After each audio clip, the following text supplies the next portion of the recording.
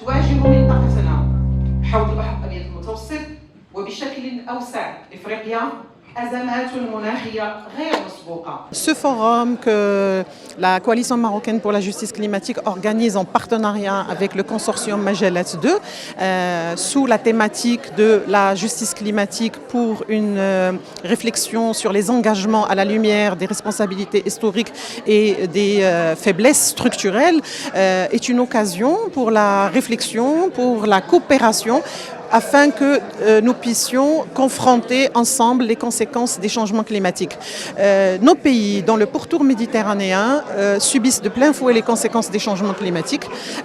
Nous vivons aujourd'hui des sécheresses répétées depuis plusieurs années, rareté de l'eau, détérioration des terres agricoles, catastrophes naturelles dont l'importance, dont la gravité augmente chaque année.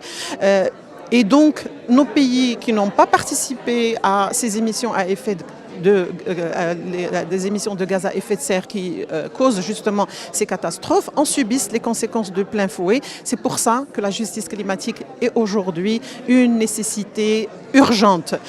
Nous espérons dans le cadre de ce forum mettre en débat toutes ces questions, sortir avec des propositions concrètes sur des modalités de coopération entre le Nord et le Sud pour des mécanismes de financement qui soient transparents, qui soient accessibles et aussi pour la prise en compte des populations locales dans la prise de décision.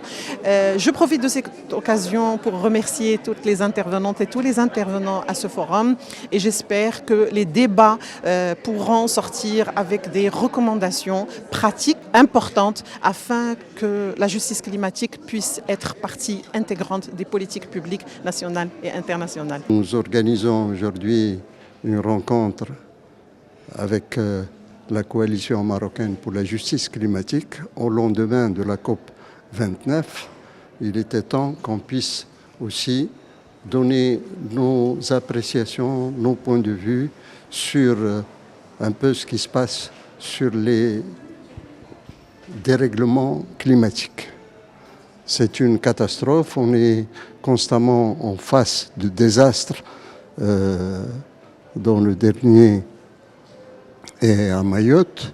Nous avons vécu quelque chose comme le tremblement de terre de Tahnaout et nous sommes obligés, en tant que société civile, d'apprécier un peu les engagements des États, les engagements financiers, les engagements politiques de ces États pour stopper ce